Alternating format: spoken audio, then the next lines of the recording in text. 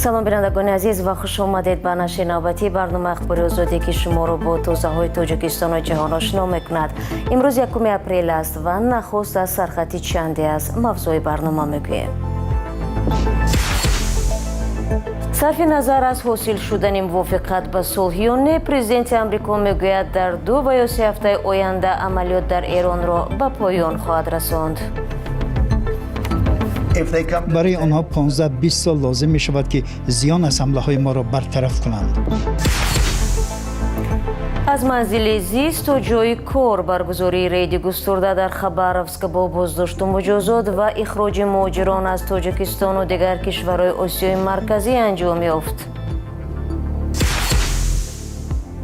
و به دنبال آن گزارشی داریم درباره یکی از اولین رسانه‌های مستقل تاجیکستان آزیا پلوس که در این روزها 30مین سالگرد پایه‌گذاری‌اش را جشن می‌گیرد. آزیا پلوس از جمله آن رسانه تاجیکستانی است که بیرون از تاجیکستان خیلی مشتری زیاد دارد. کاتب دولتی آمریکا مارکو روبیو میگوید پایان نزاع با ایران نزدیک می شود و وقتی این عمل به وقوع پیوست آمریکا مجبور خواهد شد که روابطش با کشورهای عضو پیمان ناتو را بازنگری کند. جای یادآوری است که یکی از اعضای ناتو از کمک به آمریکا در مناقشه‌اش با ایران خودداری ورزیدند. در این باره پرزیدنت دونالد ترامپ مشخص‌تر حرف زده تخمین نمود که جنگ آمریکا و اسرائیل با ایران در 2 هفته نزدیک به پایان میرسد. موضوع را همکارم خیرامون بخوزاده ادامه میدهد. صبح 1 اپریل افسران پلیس اسرائیل در گوشه‌های پایتخت این کشور پاره‌های موشک‌های را جمع می‌کردند که یک شب پیش از آن در جریان جنگ آمریکا و اسرائیل به مقابل ایران به تل‌آویو پرتاب شده بودند. مقامداران اسرائیلی درباره منطقه‌های اصابت دیده و زیان خبری بیشتری ندادند. 28 فوریه در روز اول جنگ ایران صدها موشک بالستیکی را به اسرائیل و پایگاه‌های آمریکایی در منطقه هوا داده بود ولی اکثر آن بی‌ضرر گردانیده شد. با گذشت 1 ماه از این جنگ شمار موشک‌های ایرانی به قدری نظررس کمتر ولی طبق معلومات از منبع‌های نظامی دسترس زیان از آنها بیشتر شده است. سبب چنین حال را کارشناسان در کاهش امکانات نظامی ایران می‌دانند که بر اساس حمله‌های آمریکا و اسرائیل ضعیف شدند. کلی گریکو شارح بلندپایه مرکز سیمپسون واشنگتن میگوید ضربه‌های آمریکا و اسرائیل به طور جدی به انفراساختار حربی ایران زیان رسانیدند. این شارح آمریکایی اعلام میکند که اکنون ایران مقیاس حمله‌هایش را خردتر کرده تلاش دارد به طور مشخص هدف‌های ارزشمند جانب مخالف را مورد آتش قرار دهد. شارح رادیوی آزادی فرود بیژن می‌نویسد که ایران به مقصد توسعه جغرافیایی نزاع پایگاه‌های نظامی و سیستم‌های مدافع ضد هوایی خاورمیانه، کارخانه‌های نفت و گاز ایالات متحده آمریکا و ممالک عربی خلیج فارس و مؤسسه‌های انرژتیکی اسرائیل را هدف قرار می‌دهد. در همین حال مقامداران بلندپایه آمریکایی اشاره کردند که تحولات در 2 سمت، یکی مذاکرات مستقیم با ایران و دیگر ختم نزاع حتی در صورت حاصل نشدن موافقت میان جانب‌های درگیر پیش می رود. به قول پرزیدنت ایالات متحده آمریکا احتمال بعد 2 و یا 3 هفته جنگ‌ها خاموش گردند. مهم نیست که آنها به سازش موافقت میکنند یا نه. ما آنها را به عقب پرتافتیم. برای آنها 15-20 سال لازم می شود که زیان از حمله های ما را برطرف کنند. رئیس جمهور آمریکا خاطر نشان کرد که شب گذشته کارخانه نظامی و به ویژه مؤسسه های استحصال موشک‌های ایرانی و چند پل مهم با آتش آمریکایی تخریب شدند. واشنگتن تخمین میکند که بیش از 90% پایگاه‌های موشکی ایران تخریب شده است و این شهادت محو برنامه موشکی تهران است. در این مورد اسرائیل هم تاکید میکند که از آغاز جنگ بیش از 70% پایگاه‌های ضد هوایی و انبارهای اسلحه ایران از بین برده شده است ولی باز هم در سراسر خاورمیانه صدای بانگ خطر به گوش میرسد.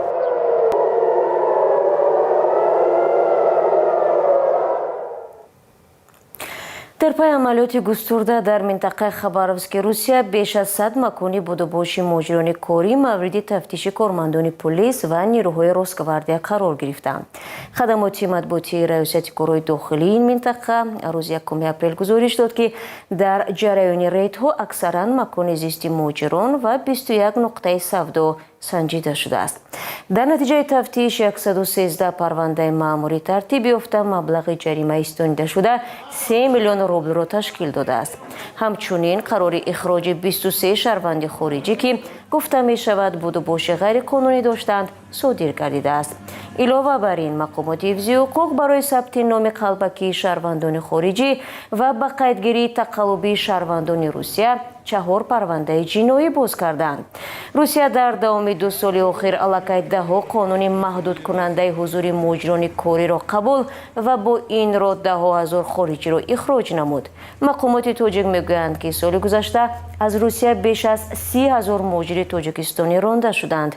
احتمال می رود این عدد به مراتب بیشتر باشد. سلام، اگر خط و خبر میخواهید ما داریم. نوید بامدادی، سرخط خبرها، اخبار تاجیکستان و جهان، گزارش‌ها و تحلیل‌ها. چی می‌گذرد و چرا؟ دانستن فهمیدن است. ضمیمه یا اپ ما را بگیرید.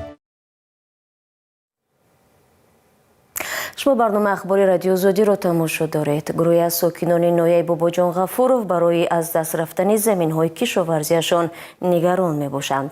بیش از 10 عائله ادعا دارند که سالها با طبق شرطنامه قطعه‌های نزدی حولیه‌شان را آباد و سرسبز گردانیدند، اما مقامات محلی به رضایت آنها این زمین را به دیگر شهروند واگذار کرده است. فرزان محمدی در این موضوع تفصیلات بیشتر دارد. همچون پرتاب ایستاده بود ما تازه کده همینجای کار کرده همین پرنیکو سانی باغ کدگی. این قطعه زمین در ناحیه باباجان غفورov در ولایت سوخت باعث به بحث بیش از 10 عائله با مقامات محلی گشته است.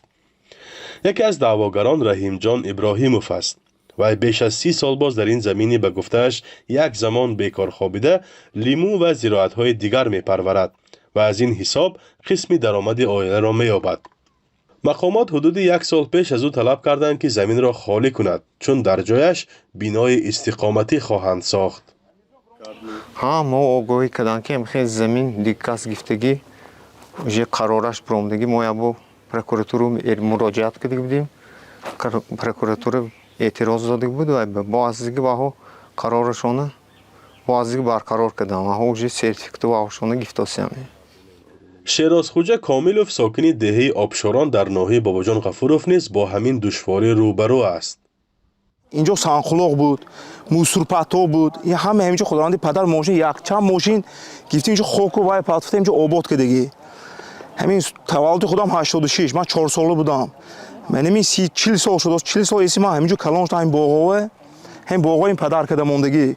اگه باغ به سوی پیدا شده میگن که یکم درخت غلطونده اینجا خانه همین زمان کتیجه همین زمان میسازیم میگن.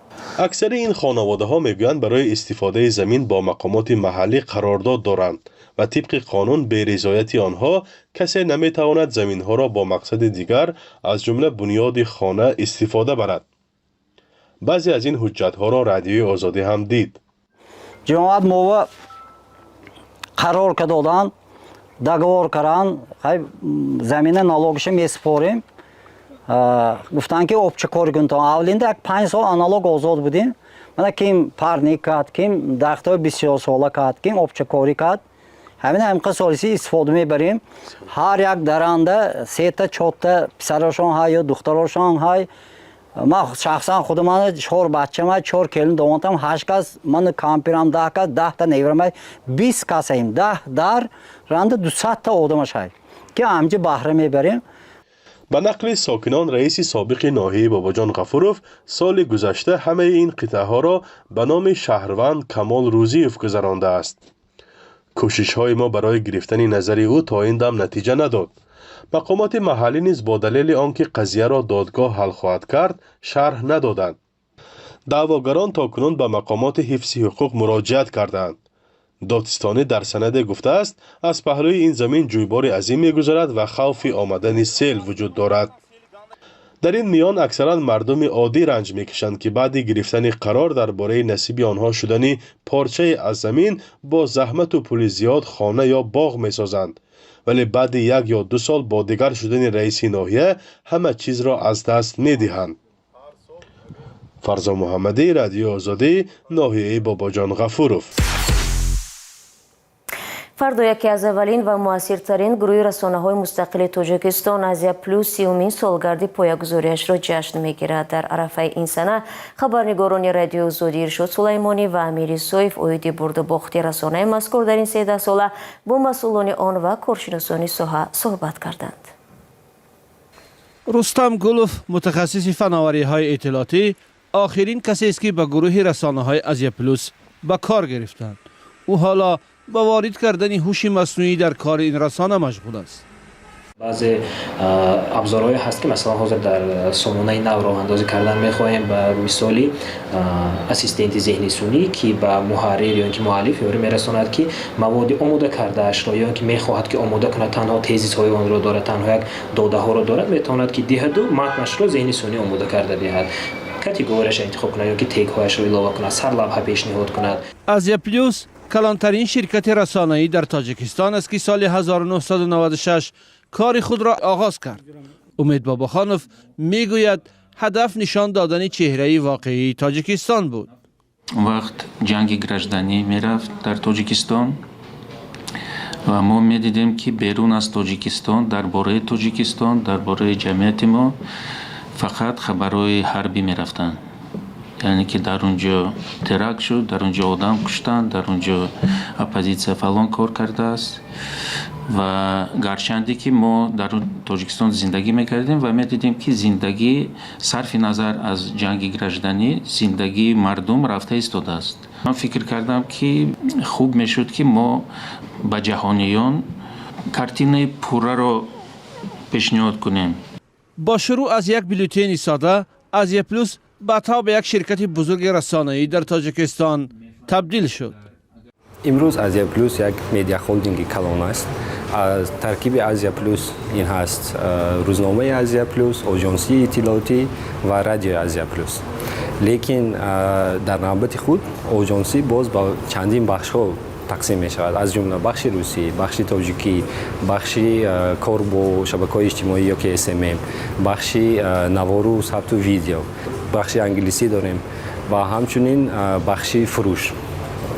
در حال حاضر بخش شبکه‌های اجتماعی یکی از پایگاه‌های اساسی اطلاع رسانی است که آزیا پلوس روی آن بیشتر حساب می‌کند و به گفته مسئولانش آنجا 10 کارمند کار می‌کند و بیش از 2 میلیون کاربر دارند. بازنشر این بازنشر پوره همه خبرها نیست. ما اون رو برای هر یک شبکه الهیده آماده میکنیم، تحریر میکنیم، متن کوتاه و دراز میکنیم، با قالب و فرمت‌های گوناگون میگذاریم. آزیا پلوس در آغاز بیشتر با زبان روسی فعالیت داشت. حالا بخش تاجیکی قسمت بیشتری کار این رسانه را در بر میگیرد. جسور عبداللایف مدیر بخش تاجیکی آزیا پلوس در برابر مشکلات دیگر ناسازگاری فضای اطلاعاتی را یکی از دشواری‌های عمده کار روزنامه‌نگاری در تاجیکستان می‌داند. یعنی فضا اینجای پنهان کردن نیست، با اون حد آزاد و مساعد نیست که رسانه به طور کامل رشد کند و رسالت خود را انجام دهد. در پی تنگ شدن فضای آزادی بیان و از میان رفتن رسانه‌ها، آزیا پلوس از کمترین رسانه‌های مستقل در تاجیکستان باقی مانده است. شهلا اکابیر و کارشناسی ساحه رسانه‌ها به نقش نظررس آن در محیط رسانه‌ای تاجیکستان اشاره می‌کند. که آزیا پلوس یکی از رسانه‌های در حقیقت خبرساز است. دیگر اینکه آزیا پلوس از جمله اون رسانه تاجیکستانی است که بیرون از تاجیکستان خیلی مشتری زیاد دارد و در اکثر موارد نفران بیرون از تاجیکستان اخبار را درباره تاجیکستان از آزیا پلوس استفاده میکنند و فکر میکنم که بسیار یک نقش بارز دارد آزیا پلوس. صرف نظر از هم قدمی کامیابی و ناکامی تاجیکستان بودن آزیا پلوس در جریان 30 سال اخیر، در بعضی موارد این رسانه از انعکاس رویدادهای مهمی تاجیکستان خودداری کرده است. از جمله ماه می سال 2022 این رسانه با نشر بیانیه اعلان کرد که بنابر فشار مقامات از بازتاب واقعه‌های اخیر در ولایت مختار کوهستان بدخشان خودداری می‌کند. حالا مدیر کل آزیا پلوس هرچند از فضای موجود راضی نیست، با گذشت 30 سال هنوز هم با امید بهتر شدن فضا کار رسانه